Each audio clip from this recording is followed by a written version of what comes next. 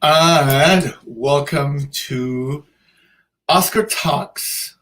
Oscar Talk. I just received some messages and some texts, and then everyone's like, why Oscar Talks, Oscar Talk? And then I realized it's just a conversation that I had with my husband, Gary, and it was just because Oscar talks his talk. Whatever talk he talks is okay. So it's a play of words of Oscar talking. So thank you for tuning in. This is, gosh, I can't believe these are uh, uh, seventh show in a series of shows that's supposed to be just one show. Can you believe that's supposed to be just one talk show? As you guys know, I was sick. I was trying to find out a way to communicate to the community.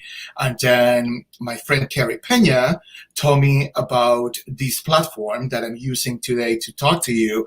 And then clicking here and there, I just realized that I was able to do this. And it's just quite exciting to have the opportunity to pick up the phone and call some of the people in the community that have a say within the world of arts. And first and foremost, you guys know that that's my passion.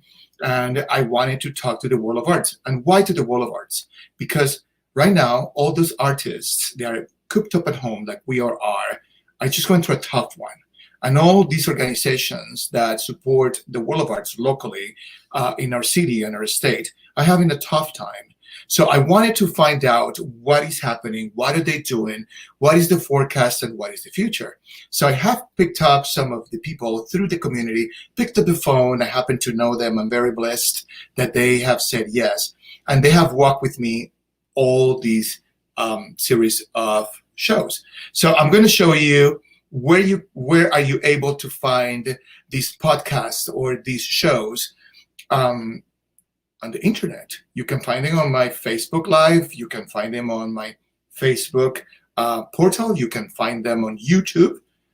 If you are right now on Twitter, tweet me, which happened a lot last night about this time. I don't want to say anything else. It's just all politics. I'm going to stay away from that. I'm more concerned about what is happening in our community. So where can you find this? So I'm going to show you. So you go to my blog. The blog, as you guys know, is What Would Oscar Do? And by the way, I'm going to talk to you about this entry that just happened this week. And then you go to my blog, What Would Oscar Do? And then you will find each one of the podcasts that we have had for the last 6 editions. Bob Cooper from Valley Youth Theater was with us. Last edition, we had Nayon Iovino.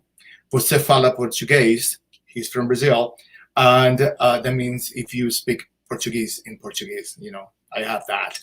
So Nayon Iovino from Ballet, Arizona.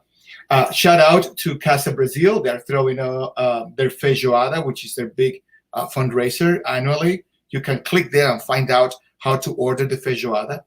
Jennifer McCabe from the Scottsdale Museum of Contemporary Art. Joe Spector from Arizona Opera. Our beloved Letitia Fry. It's like you say Letitia Fry in this town and the skies open and the money starts pouring. And I'm not kidding, which is true. That woman makes a nonprofit to survive.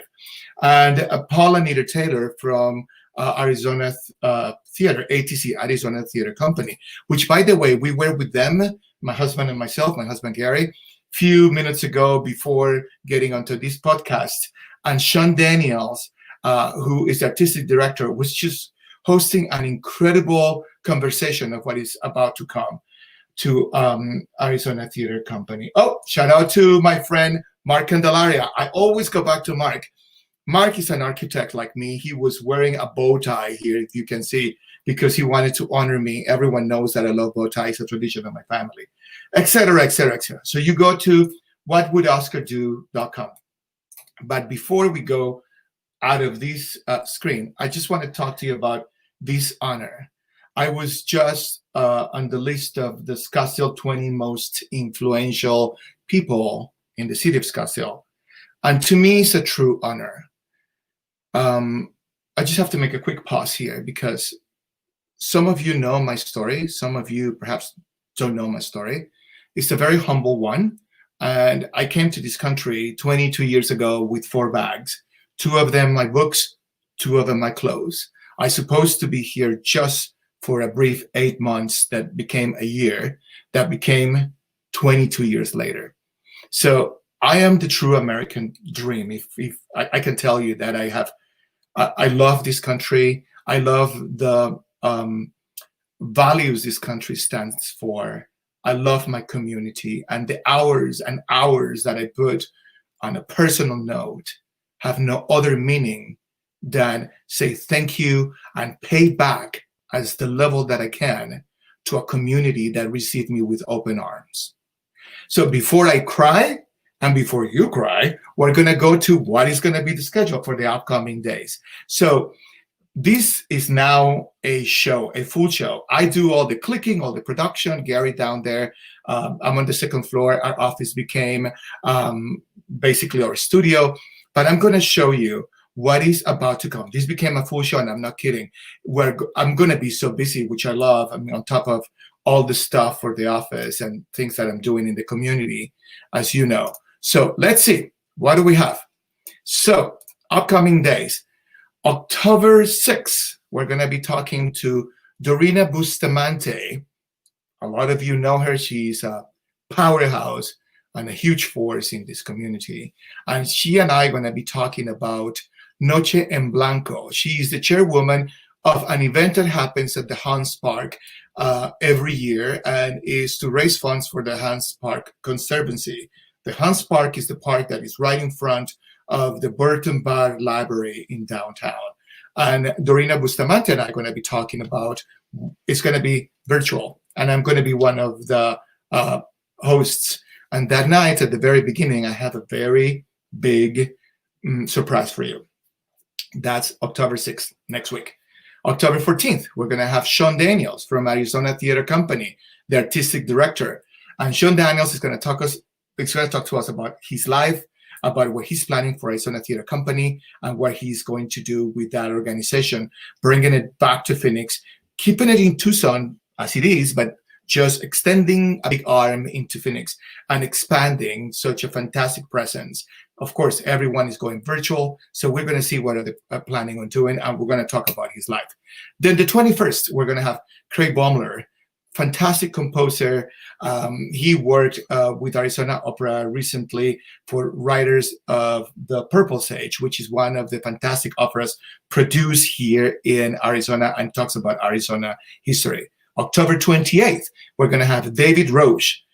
If I tell you that this man had shaken the Hair Museum and had created what it is today, a fantastic platform for everything that is indigenous to Arizona, I'm not lying to you. This man has done an amazing job, and I thought it was a good idea to have him with us. And of course, it's an honor for me to have someone of his level.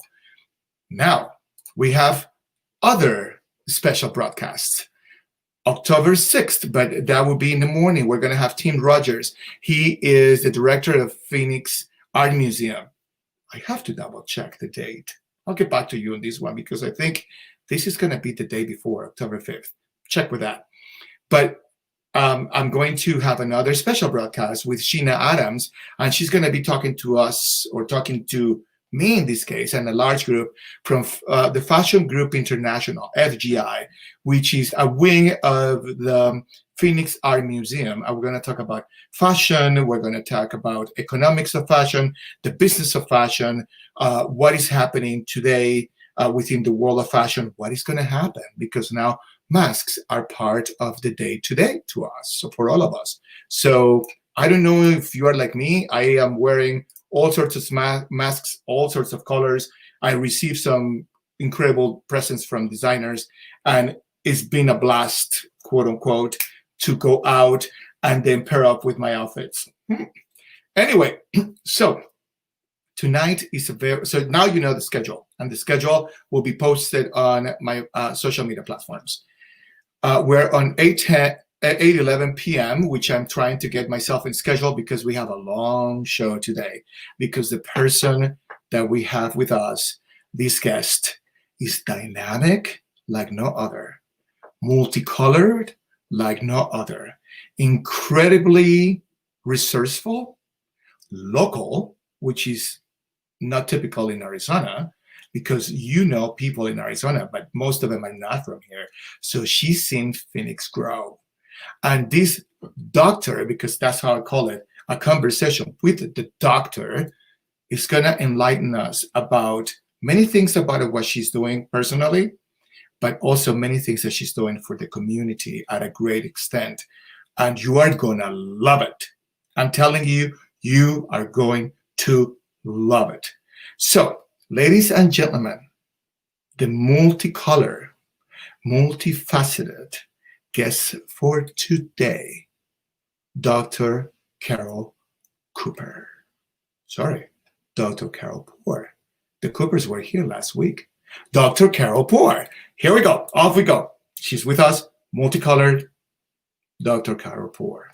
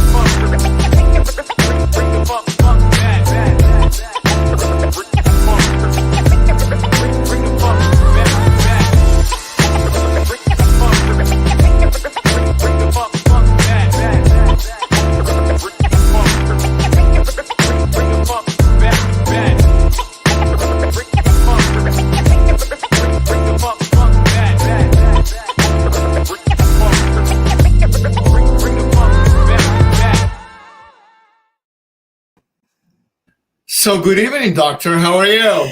Good evening, Oscar. It's great to see you. And congratulations on your Scottsdale Award. That's fabulous.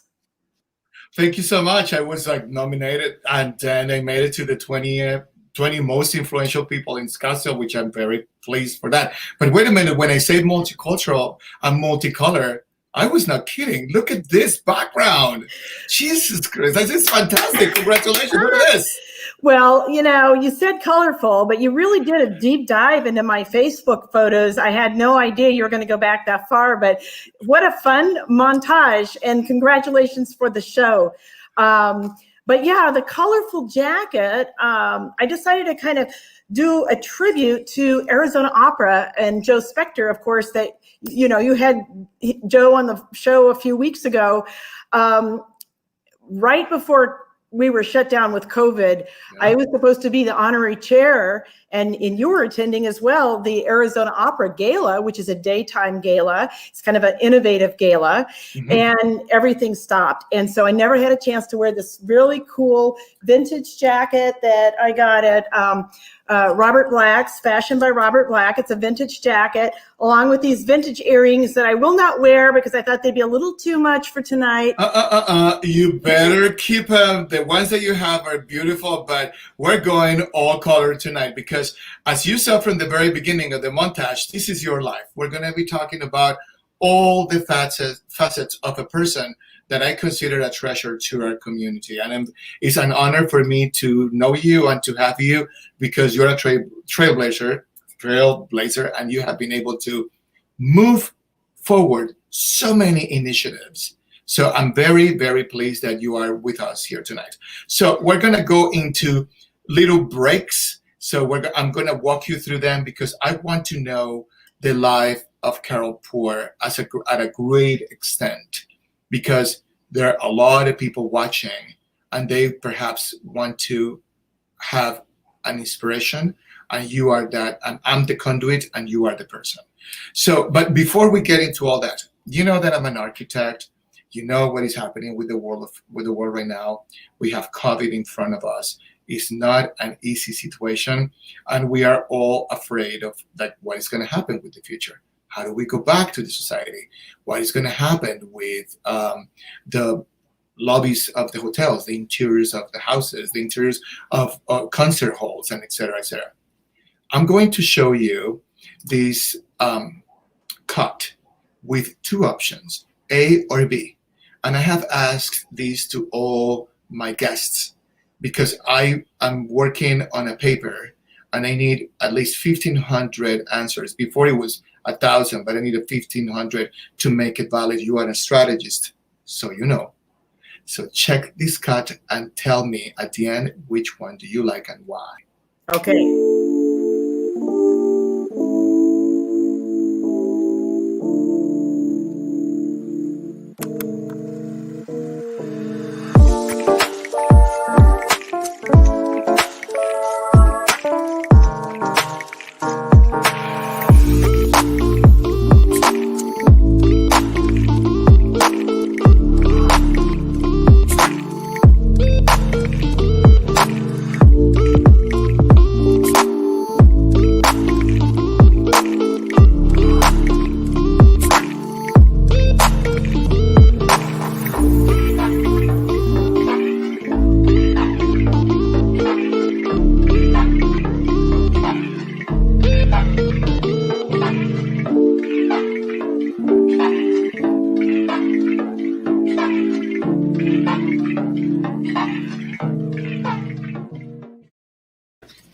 Good one, right?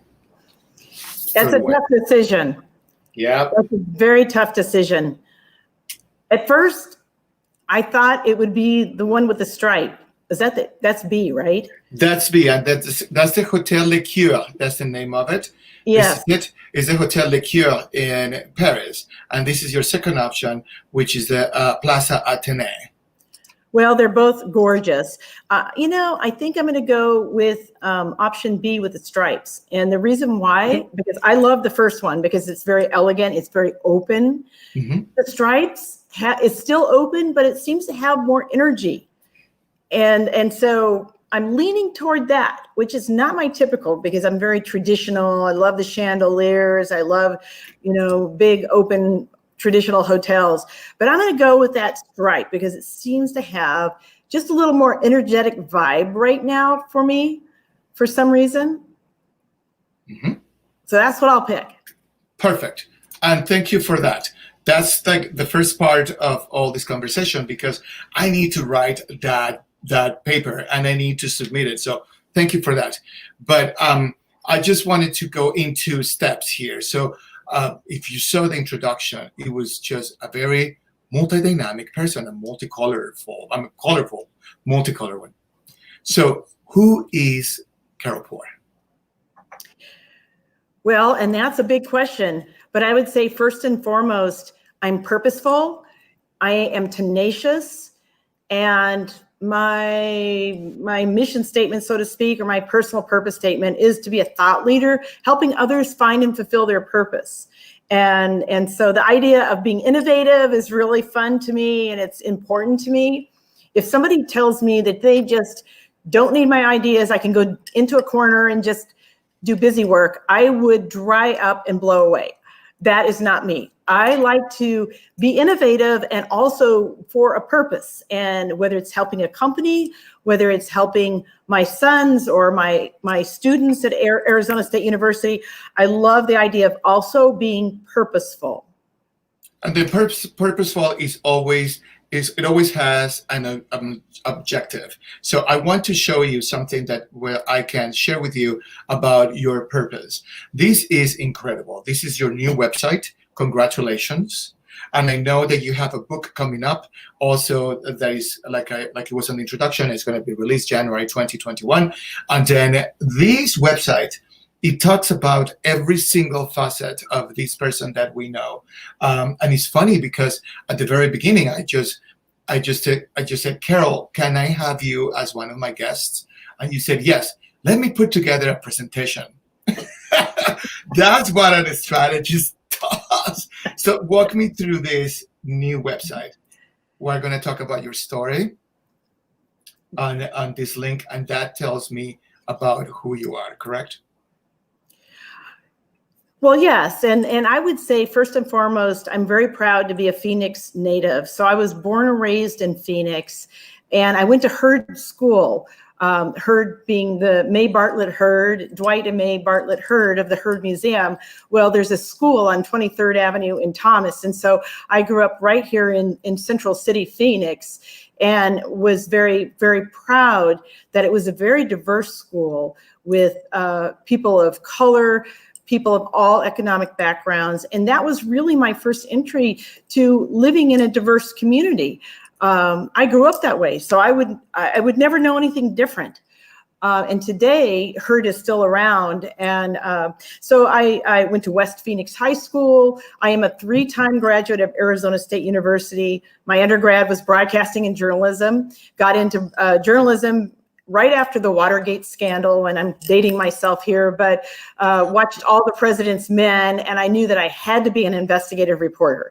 So I got a journalism degree with a mission to get the bad guys or gals, and spent about 10, 15 years in print, broadcast, and news media, and then moved into Salt River Project. Went back, got my MBA, and then graduated years later with a PhD in public administration. But went from a career in journalism broadcasting to public utility work in communication public affairs, strategic planning, helping them start a subsidiary company, and then moved on to Arizona State University as a vice provost, overseeing a campus, and then going into nonprofit work as a CEO of a nonprofit healthcare organization, Southwest Center for HIV and AIDS. And in 2013, I started my own business. So I would say, Oscar, that everything I've done in my life has really built upon another. And it's that diversity of background, the diversity of experiences, community service, participation in groups like Valley Leadership, yes, where you're learning how to have that civil discourse and agree to disagree and share ideas. And all of that has become a part of who I am. So this is incredible because you just mentioned something that I learned the hard way is that Phoenix is really multicultural. We have people from all over the world. I attended Phoenix College early on when I first got here, about a year later, and then I saw the world that I was seeing across the pond, if you would, because I was coming from Spain. So I'm going to show you this quick cut, and I want you to go back to Carol, and I'm going to ask you one question that I ask all my guests. Check this out.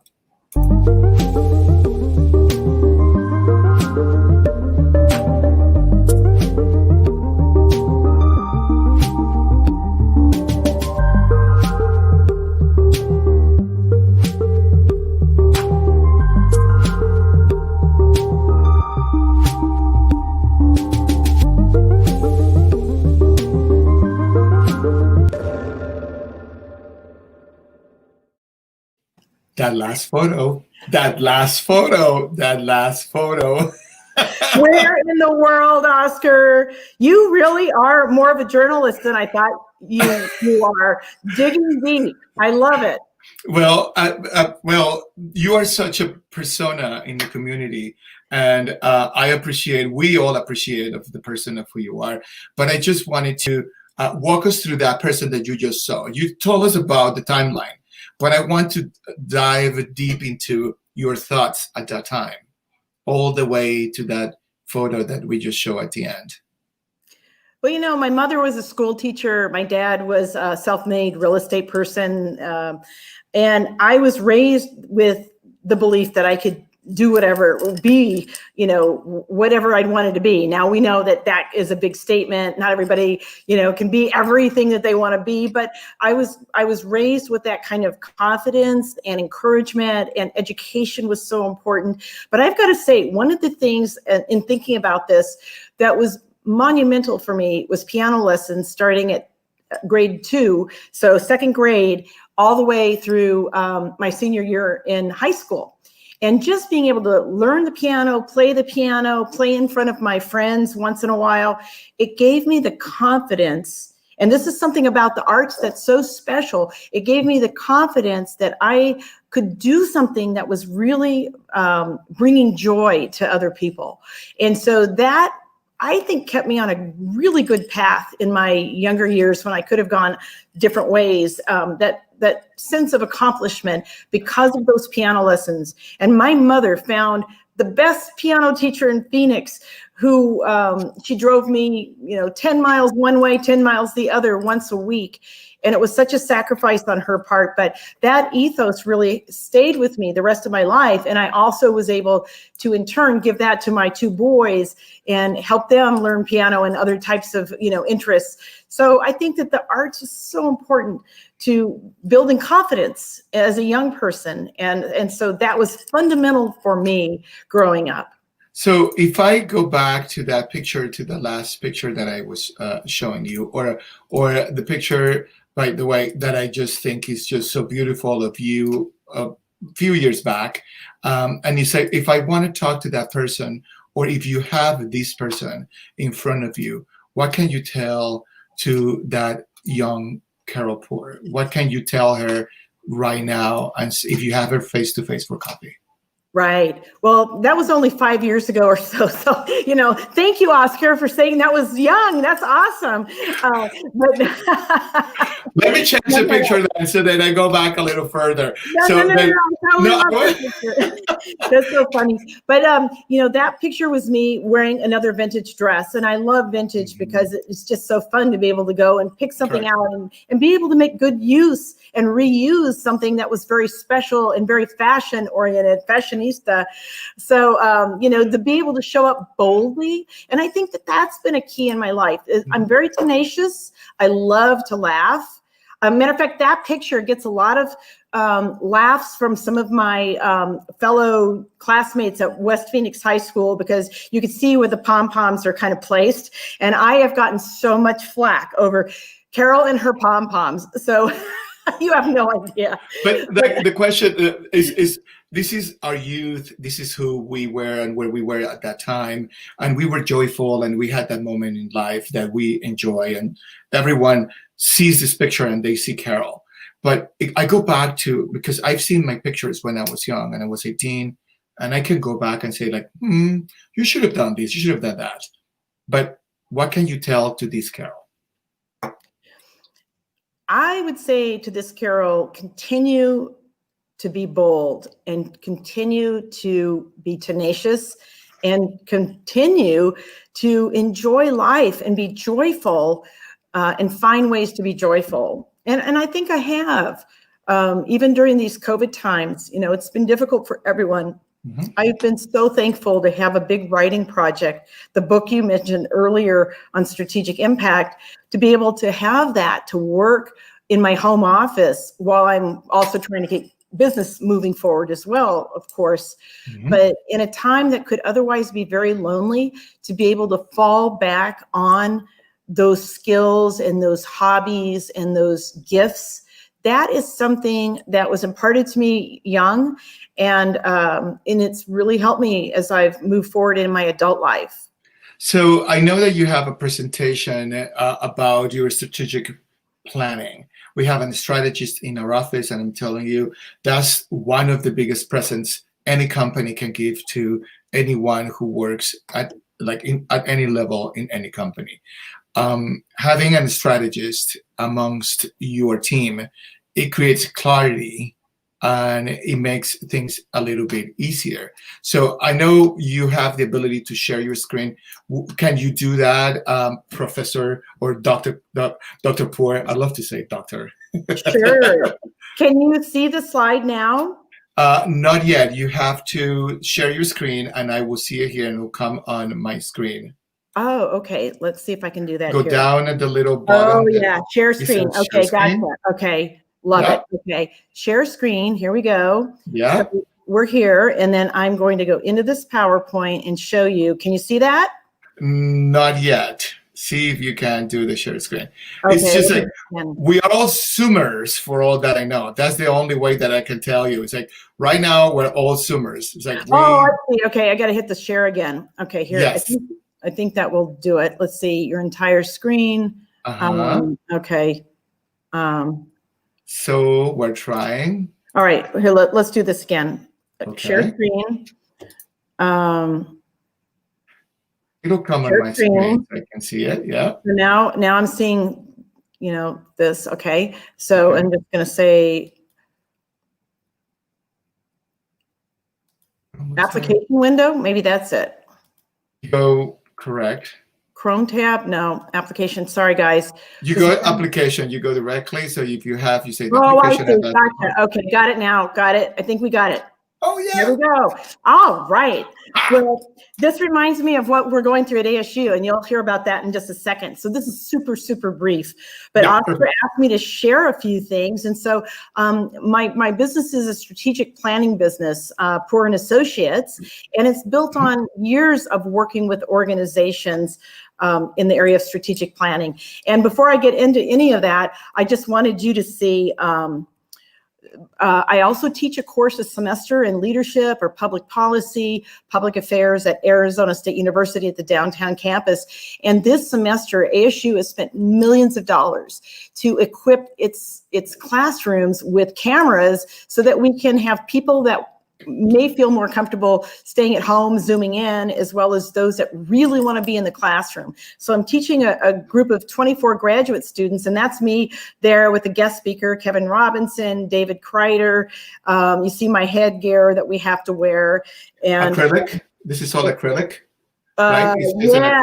Yes. And then I found a cooler headgear. I thought it looked a little more, like you can see me on this one. So I just bought that the other day, but you could see the class on the left side of the screen. And then on the right, I happen to have Senator Heather Carter in my class last night, but it shows you kind of what we're working with. It's very high tech, very similar to what we just did, was trying to figure out, okay, let's pull the screen up. How do we do it? And then, as Oscar said, I've been working and writing a book on strategic planning, putting everything I know about strategic planning in a very cool, easy to read, untextbooky very practical strategic planning book, and it's being published by Fast Company Magazine's press arm, Fast Company Press, and it's coming out January 5th of 2021. And, you know, of course, you know by now that I love strategic planning because it's about finding a purpose. But why did I write this book?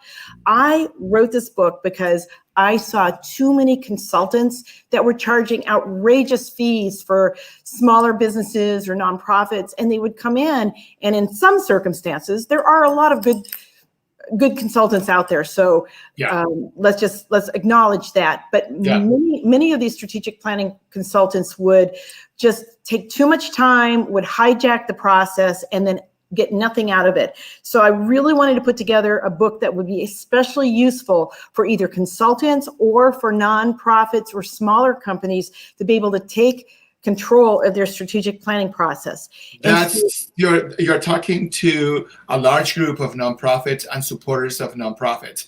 Most of the people that are watching are fond of the world of arts, they support it, or they're part of the world of arts. So it is necessary to plan, given the current circumstances, what is coming. So that this book is for you, basically, right? Oh, I hope so. And I would be delighted to be a resource to anybody that would, you know, want further information. But the formula here, it's a very flexible framework. It's not a template, because I truly believe all organizations have to have, you know, a very customized approach. But the idea is that the first component is a fantastic workshop that creates that trust and that bonding and that sense of solidification of where we're going. It's not just a burden of time or people screeching in on three wheels going, oh no, another meeting. But this is something where the workshop is special, it's dynamic, it creates bonds that will last a lifetime. The second is having a very compelling written plan. And I get into how to make it modern, not just a big shelf ornament with 5 inches of paper that nobody reads, but how can we make it fun, digital, and even promoted in social media. And then the third component is to be able to track results using some of the latest tools out there that make it so much easier than it ever was before. And then also the idea of communicating internally with employees as well as externally. So the vital strategic plan, which is vital, essential, vibrant, has these 3 components.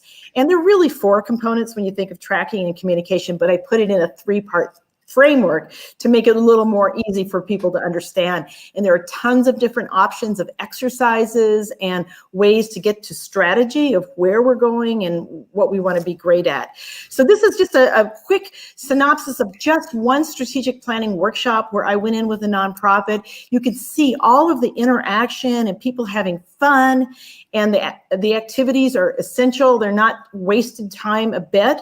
Every minute is very, very well used. Here's another one with physicians.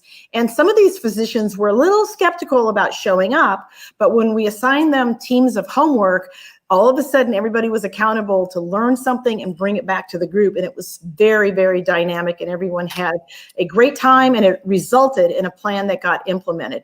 A few more physicians with their homework reporting back on competitive intelligence. So it was really fun. Wow. So yeah, you can kind of see, Oscar, this is something that where strategic planning typically isn't thought of as being very fun or being very, you know, I learned something today, but we bring in guest speakers, we have expert panels, we have activities that really break down some of the silos even within an organization.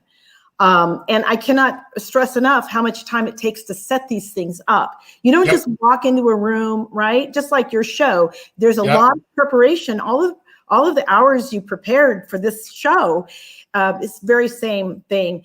And then the book also gets into virtual strategic planning. This will be the very first book ever written about how to incorporate virtual strategies so that you could be anywhere around the world and be part of the strategic planning team. So it's basically if strategic planning is someone who helps you to walk through a problem or a circumstance within your own problems and help you to clean the purview or the view for you to get to a final goal. Is that correct? But that's how I understand. That's how we implement it sometimes in some of our projects. Correct. It is. It's looking at the external environment first. What's our competition? What's the market look like? What are some of the trends? And then deciding, where do we go? And what do we want to do in the next 2 to 3 years? For some industries, it might be a little longer time frame, but most industries, I mean, 3 years seems like an eternity. And some industries turn over, like the pharmaceutical, like we're looking at right now with new vaccines on COVID, maybe every 18 months. But it's where are we going in the next 2 to 3 years, and then what are we going to get done this year? So this example is just how Arizona Grantmakers has a fabulous strategic plan that is really sifted out for the public in one sheet. And then it's also reinforced in social media, which you see here. And then the tracking from something simple, outlining those goals and showing what's going on per quarter.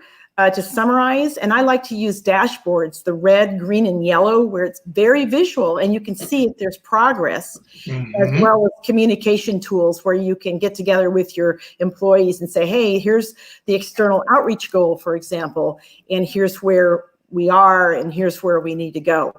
So the idea of internal communication on the plan and where we are at any given moment, as well as externally communicating appropriately to the public what you can communicate as far as where you're going as a company. So that's all about strategic impact. You had asked about career portfolio. I wrote that book 20 years ago. Very innovative career book about how to develop an investment strategy for your career, starting with your personal purpose as the investment strategy and having 4 particular possible career assets, including your primary income investment, possibly having a secondary income, which is now called a side gig or a secondary, a gig, the gig world, volunteer investments on boards or with community activities, and then the idea of lifelong learning, and having at least 2 of 4 of those things operating in your portfolio, guided by a personal purpose, because if you don't have a purpose, anything looks like a great opportunity. Correct. And then, as you said earlier, I've had quite a career based on my experiences and volunteer opportunities and lifelong learning. All of those have parlayed into where I've been. But again, without your sense of where you're going, everything can look like a great opportunity if you get asked. But I guess this just, I truly believe in life that we can always have a reset. And it feels like the world right now is going through a gigantic reset, doesn't it? Correct. It feels right now like everything is just crumbling in front of you. But you just mentioned before that there is a way that you have a gig or something else to do, and that's supposed to be part of your strategy of life, correct? As a safety net, or it could be a whole new, right? Or a whole new direction, or something that fulfills you. If your job, for example, isn't on a high point, maybe your volunteer is, and it really helps to offset and bring, that sense of balance. But, I have a few slides about Friends of Phoenix Public Art. Do you want to talk about that quickly? And that's what I want to go to, so we can open this last part of our conversation, which is going to open to the reason why I'm always gravitate around the Wall of Arts, and your big welcome to Friends of Phoenix Public Art, to me, and to a fantastic group that you have now as part of the board. So you mentioned 2 slides earlier. I love interviewing a professor, because it's like systematic, to the point, and it's slide by slide, and that's how we're going to do it, and this is it. So it's not like, oh, well, we'll figure out how the show goes. So I need to know what it is. So tell me about that last portion that you said. Either is your side gig or your volunteer time that you are able to, or be part of your big scheme of life. What is Friends of Public Art for you? Friends of Phoenix Public Art. Oh, thank you, Oscar. Well, I just have a few more slides and we'll get out of the slides and get out of that and come back together. But Friends of Phoenix Public Art is a 501c3 nonprofit that is specifically created to help the city of Phoenix on the outside of the city provide supplementary funding funding for public art. And our three big areas of a focus would be education about public art, advocacy for funding of public art and why public art is important, and then fundraising for supplementary maintenance. And we'll get into that with, some of the other discussions we'll have here in a few minutes. Yep. But we focus on four key areas of Phoenix public art that a lot of people don't know about. First, we have nearly 200 pieces, and it might even be more than 200 right now, of outdoor public art in each of the 8 districts of the city of Phoenix. Wow. And they're spectacular. And we'll show a few pictures here in a minute. Yep. We have about 1,800 indoor public art pieces that are called portable pieces. And these are actually like hanging wall art or Native American pots or different objects that you can hold in your hand or you could transport it, but they're indoor art.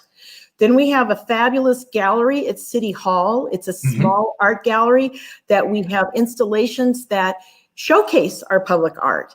So some of this amazing 1,800 pieces of indoor art have been donated since before statehood. Before Arizona was a state, we had wealthy people that donated these things or, artists that donated them, and they get displayed at the gallery. And then once in a while, we'll have an innovative temporary public art installation. And most of these so far have been outdoor, big projection on buildings kinds of art projects.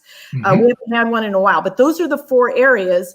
And again, the 200 outdoor public art pieces include bus stops, bridges, pieces of art that get displayed in public parks.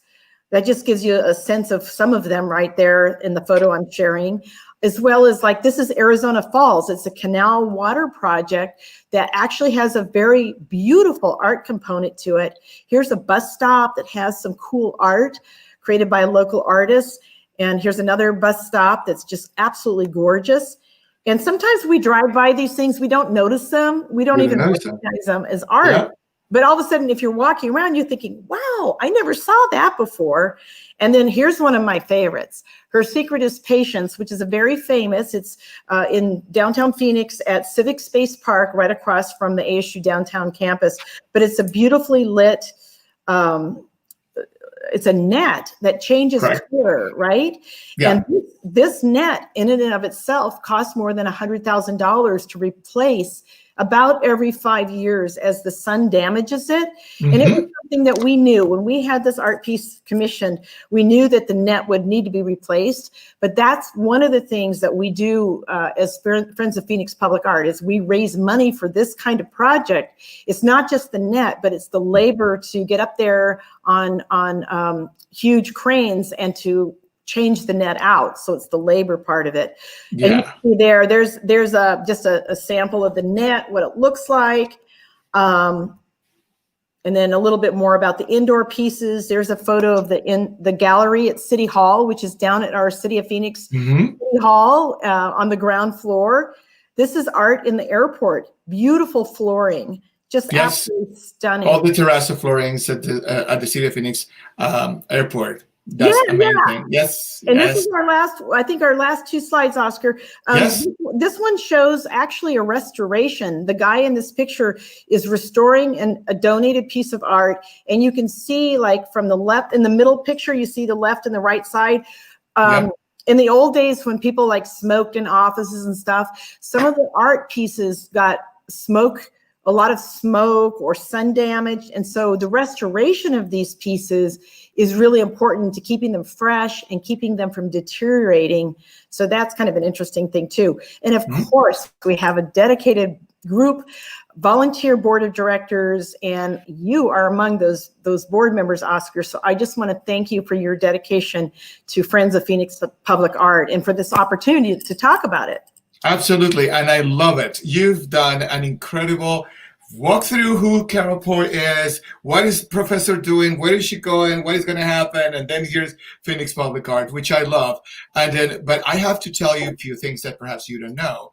I spoke with some of the people from the board, and some of us happen to be sharing the love for the same piece. So I ask you, which one is your favorite piece? And you said, oh, that's me. Oh, that's me. Sorry, that's me. So, no, that's you. That's you. Oscar, what is your, Carol, what's your favorite piece? My favorite piece is this one. So this is in downtown. We were just talking. What's her name? What's the name of the piece again? Her Patience. Her secret is patience. Secret is patience, and it's a combination of a netting with some steel post tends this net and some steel, and that is kind of a mesh. And like you were saying, because of the Arizona weather, it gets used and abused, and it's not easy to maintain. So, quick question on that one, so everybody understands why do we have to maintain those pieces? Supposed to be the city, right? Correct. And if it's not the environmental damage just from normal, monsoon storm or Right. sun, it might be, unfortunately, graffiti when somebody wants to come and damage something, or it could be something simple like a car accident, believe it or not. Some of the bus stops that we have that are right on the roadways, if there's any kind of a car accident that, unfortunately, for the car accident, the people in the car, but also it could also damage nearby art pieces, which have happened. So that's where we come in and try to provide that supplemental funding that may not exist in the city budget to help out. It's kind of like having a car. If you have a beautiful car, but you never maintain it, right? Maintain it, yep. Right? Then you won't be able to drive it anymore. Well, we don't want to have our beautiful art pieces that we've this belongs to the city. This belongs to the people of our city. Yeah. It's public art. So, and I know that you have other people that can talk about this as well, but and that's what I'm going through. So I love to talk to a teacher, a professor, because it's like, this is what is going to happen next. So I wanted to show you this, and that's my favorite piece as well. So I sent these requests to everybody, and then all these pieces came through. So I have also other members of the Friends of Phoenix Public Art with us tonight. And I asked them, hey, which one is your favorite piece? So our good friend of ours, Rusty Foley, said that this is her favorite piece. Guess what? That is an incredible piece of art in Terminal 4, if I believe it is. Fausto Fernandez is the local artist that designed this beautiful terrazzo. And Rusty Foley, who is the communications and public affairs consultant and is part of the Friends of Phoenix Public Art Board, she's a member, is with us tonight. And I just want to welcome her. Hello, Rusty. How are you? I am fine, Oscar. Thank you for being here with us. That's delightful to be with you. Oh. So thank you. We have our board president with us, Carol Poore. This is your live tonight, and so pleased that you are with us. Mm-hmm. So welcome, Rusty. Good to see you. Thank you. Welcome Wonderful conversation, Carol. You reminded me how much our careers have paralleled over the last so many years. And we had the great fortune of working together for many, many years at Salt River Project. So Rusty and I have so many wonderful memories. That's fantastic. You trailed behind me a little bit at a year or two at ASU, as I recall, as well.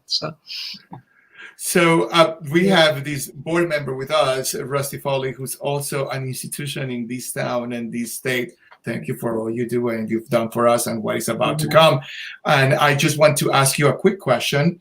I will ask Rusty, what can we done to create awareness and to create advocacy for Friends of Phoenix Public Art? How can we advocate for this incredible institution?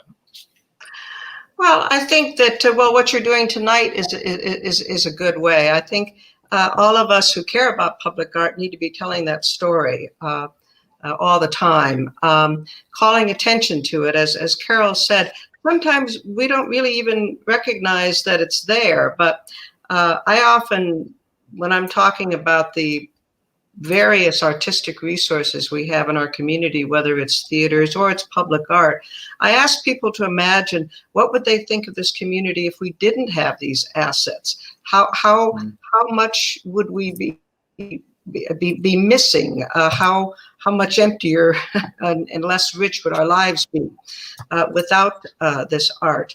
Well, I think the terrazzo floors at the airport are a good example. First of all, they are just remarkable. There are 4 or 5 of them now, and I think several more that are still being constructed. And they have all been created by remarkable artists who work in all kinds of different media. Some of them are indigenous artists, Latinos, Native Americans. And the work in the terrazzo floors reflect that, which is a reflection of our culture. And I think that's one of the most important things that public art does. It helps us define a sense of place, and it reflects our culture. It tells stories about ourselves and our community. And when you have something like the terrazzo floors in the airport that in some cases are the first introduction for people who come here to the valley. With the valley, correct, because you're walking those terrazzo floors when you land at the airport. It immediately makes a statement about this community and who we are and what we're made up of. And if you're like Carol, I'm not a native, but I'm awfully close to being a native. If you are a longtime resident coming home after being away and being greeted with the terrazzo floors and the other art in the airport is just such it's a warm feeling and welcoming feeling. So I want to show our website for Friends of Phoenix Public Art. You can go to friendsofphoenixpublicart.org, and then you will find there the amount of the information that you need to know about our public art. So you can, if you want to volunteer, there is a big link for that, and trust me, you are gonna love it. We have, you can check the board, you can check the mission, and soon enough, and cross your fingers, we may have the ability to have all these wonderful pieces of art on your fingertips with a lot of information. And I'm working on that with the community, which is an incredible first step to continue the awareness of what we own in Phoenix as a public art. We're going through a quick slide of the collection. We used to have tours. We don't have those anymore, right, Rusty? We cannot have those anymore. I mean, given what's happening right now. I guess not at this time. I don't know what the plan is to reinstitute those, but I do know that I believe the city is still doing some workshops on public art, but the tours are not going on right now. So we also have a virtual gallery visit because we own all these pieces that are part of the city, and you can go to, once again, Friends of Phoenix Public Art.org, and then you can click either to look at these virtual tours, which are videos that the city had created to create awareness, the installations in the past, and you can even visit virtually all of the city terminals, the airport terminals. So Phoenix Sky Harbor is done an amazing job. But parallel to that, we also have the City of Phoenix Arts and Culture, which Friends of Phoenix Public Art talks to and relates to in order to maintain those 3 pillars, missions that Carol just described. So Rusty, thank you so much for being with us, tuning in, being the force that you are, and for being such an incredible advocate to the world of arts in our city. Oh, you're very welcome. It's always my pleasure. Thank you so much. And we're going to let you go. So thank you so much. Keep drinking your glass of wine. So thank you for being with us. Thank you so much. And now we have other guests with us that are part of the board of Friends of Phoenix Public Art. But before I bring the next guest, we were talking earlier today via text, and then he sent me this picture of one of my favorite pieces in town, and I happened to work on that piece or on that project years ago. I did the construction administration, and I told him, "You are not going to believe the first picture at nighttime that it was posted on the city website. It was my picture. So Rick Neymar sent me this picture. That's not my picture, but that's his favorite project. And that is Arizona Falls. That is in the Herberger Park down on Indian School, east of 56th Street. So, my God, I cannot believe what is all this about, Rick. You have to excuse me, but this was meant to be. How are you, Rick? We can hear you. Let me see. Now we can hear you. Let me see. We can hear you. Okay, I'm good. Off we go. I'm doing very well. Thank you very much. And I was so excited to hear about your personal involvement in this project, because this is an unbelievable project. It's called Waterworks at Arizona Falls. And it is spectacular. And I want to see your particular photo when you have a minute too, because I think that would be great. So this is funny because I was at that time with Architectural Alliance and I was doing the construction administration for this project. I spoke with Alberto Rios. I met him then. I'll tell you what Alberto Rios' involvement in all this. Then I Lausch Heather and his wife. We talked about the entire work of this incredible project. We talked about, I can't remember who was the historian at that time. And then we talked about how people used to dance on the top of the interchange or the exchange of levels between in the canal, and how, et cetera, et cetera, et cetera. I mean, I can go on. I can geek about it because I know this so well. But Thank you so much for pointing this project out. And it is a pleasure to have you with us. And thank you for tuning in. It's already 9 p.m., but who cares? We have Carol Poore with us. So, quick question. Who brought you into the board? Well, I think it was Judy Giles, who was the original chair, and she came from the Phoenix Arts Commission. And my past history is I worked for the city for almost 30 years. So I was involved in a lot of these projects in various ways. I even supervised the arts and culture area for a while. But I had just retired from the city and was beginning a new job at ASU. And that's when Judy grabbed me and said, we need you to be a part of this Friends of Phoenix Public Art organization that we are establishing. And it's been a fantastic journey. I really believe in the importance of this organization and the mission we're on. So out of all the questions when we're talking earlier today, I had a different approach of what I wanted to use your valuable time and your input because you've been with this for so long. And then you asked me, by the way, this is what the information is, which I agree. The conversation flows so nicely with someone with so much expertise. So I'm going to ask you these questions. The first one is why Friends of Phoenix Public Art was created, why funding of maintenance of public art is so critical and makes so much sense. It's a great question. And, you know, if you think about all the things that cities do, right? They build libraries and police stations and roads and things like that. All of those things, once they're built, require upkeep and maintenance, right? Okay. You're going to mow the lawn in the park. You're going to make sure you patch the potholes in the street. You're going to vacuum and sweep the floors in the library or the police station or the fire station. You're going to make sure the roofs are working.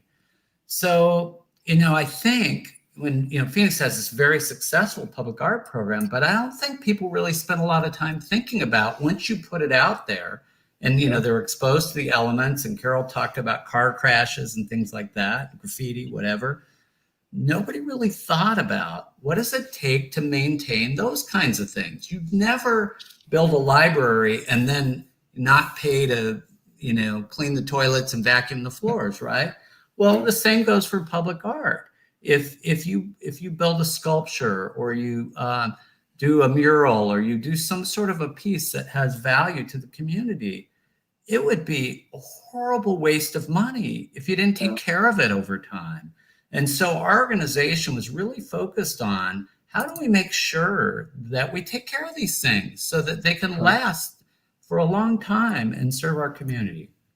So that's the reason why this incredible piece of art needs maintenance, not only the piece itself, but also the lighting, also the netting. So it's a labor of love and a labor of the citizens to help the city to continue the life of this quote unquote present given to the community. So But I it have really helps to create an identity of the city. When you think about it, people come here and what do they remember about the city? This may be one of the most exciting emblematic things in their mind when they think about Phoenix. And that's what I find really exciting, especially with all of the fantastic things going on in downtown Phoenix these days.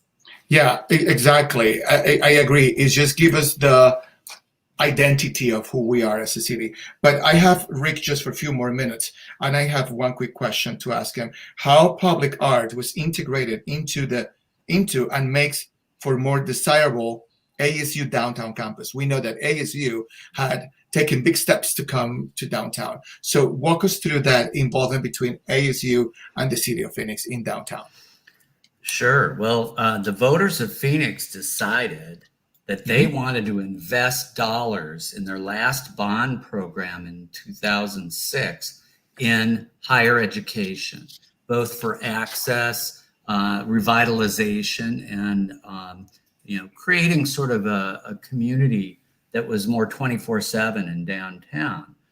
Well, communities are kind of boring without art, to be honest, and so as a part of the projects, all of the work, the Cronkite School, the revitalization of the old APS headquarters, which is now University Center, and several other projects, there was a percent for art component for all of those. And so as an example, you may not know it, but if you walk by the Cronkite School at night, you can see lit up in their stairwell column a most beautiful artistic piece. So you may not have seen it. So go by at night and you'll see it. Secondly, when you walk down Taylor Place, which is the spine of the downtown Phoenix campus between Central and 3rd Street, in the sidewalks, embedded in the sidewalks, are these incredible mosaics that make it more interesting than just your average sidewalk. And then, of course, the piece you just showed, Her Secret is Patience, it turns a park into an iconic statement and beacon of Phoenix. And so all of these were integrated and make for a better campus. I mean, it makes it much more interesting. You laying down in a park and looking up at the sky is good by itself. But when you get to look up at this, Her Secret is Patience, I mean, it's inspiring, it's relaxing, and adding beauty to the built environment. So this is basically a collaboration between ASU and the city of Phoenix to enhance the pedestrian experience and enhance the city as a whole, or downtown as a whole. Guess what I'm going to do after I finish here? What am I? You're walking over here. I know you're going to walk over and you're going to look at that. That's exactly what I'm going to do. It's like, where is that installation? Because I'm sure I will find it. And I have to thank you for your time, and I have to thank you for stopping by. And by the way, this is an open invitation to you and to Rusty to come and sit with me for an hour and tell me about all what you've done, because the two of you are incredible umbrellas that I walk under. Your shadow is bigger than mine. Got some good stories. Oh, I would like to. And I have plenty of vodka to talk about it. So thank you so much for stopping by. Thank you for your I just have to ask, is my tie okay? Is my tie okay? You look fantastic. What I like the most, look, we're going to get out of, Carol and I are going to take a step back, and this is going to look like a movie from Hitchcock. Right? This is just the head of the tie. Thank you so much, Rick. This was a blast. Thank you for coming. Thank you. We'll see you soon. Carol, you've done an amazing job bringing all these people together in one big board. I just cannot wait, and I know that there are a lot of incredible plans, and I know people are going to love them, and you're going to love it. We will have a big announcement soon, and people will love it. That's exactly right. But before, it's 9:10, it's past my time, but before we get out of all this live broadcast, I want to show you a cut that I did for you, because I think you are a trooper, and you have a tribe that supports you. And I'm going to show you who is that tribe.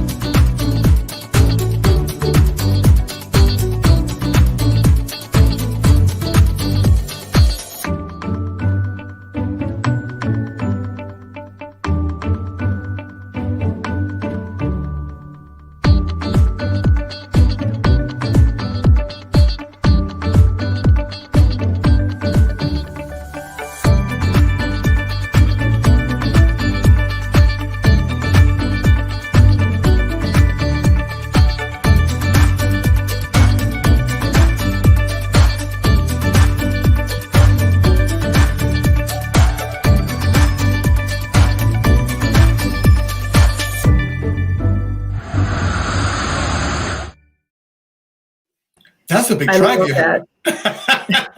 That's a big tribe you have there. You guys been everywhere. It's been a fun travel group, and when we can go. It's been a year since we went to Portugal and Morocco, and I can't wait to start traveling again sometime when we can. So a big thank you to the tribe for allowing me to show all these pictures.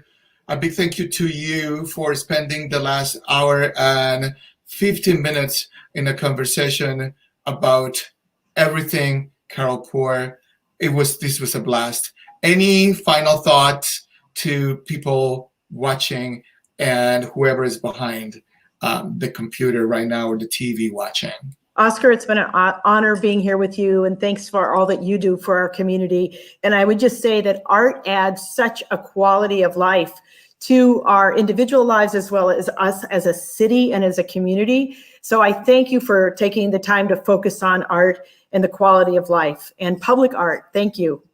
Thank you so much for your time. I'm going to let you go. It's 9:13. Great message. I will keep supporting the art as long as you allow me to. Oh, thank you. Thank you. Thank you, Carol. We'll talk to you soon. So that was our professor, Dr. Carol A. Poore. There were some messages in and out. I happened to have Lebo and some other people pouring in, but they didn't come on screen, and I don't know what happened.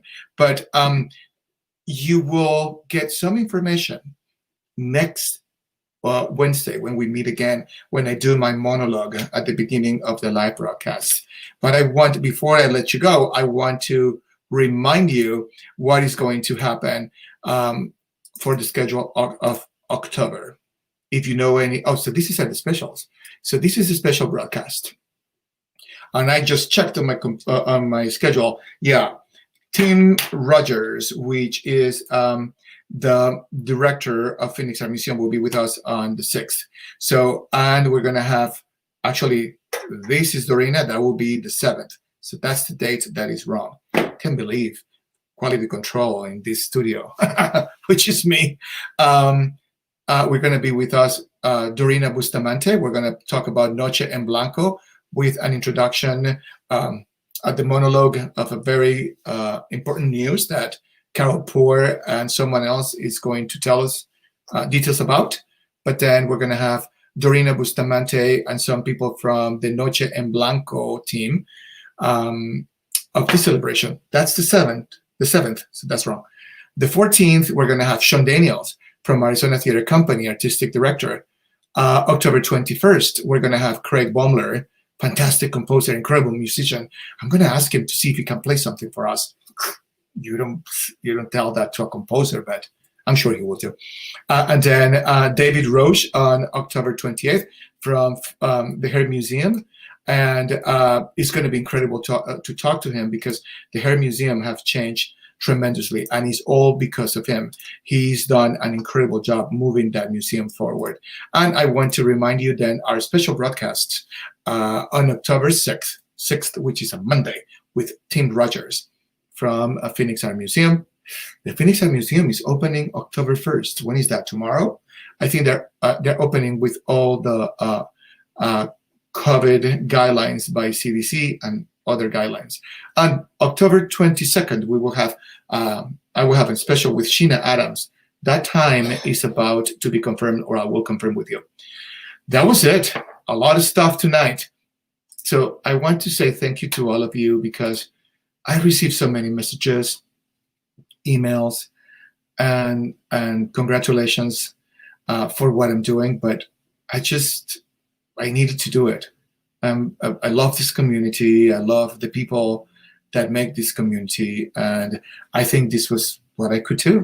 Open mics, find out how all this works, and then talking to the people in the world of arts and the world of nonprofit. So this is it for today. Thank you very much. Stay safe. Wear your masks 6 feet apart. Try to be outdoors if you want to go for coffee or eat something, because open air is the best way to keep that virus away. And please vote. That's the biggest message of it all. Please vote. I'm going to sign off. I thank you for tonight, and I thank you for continuing supporting this little channel and this conversation. Talk to you soon. Bye-bye.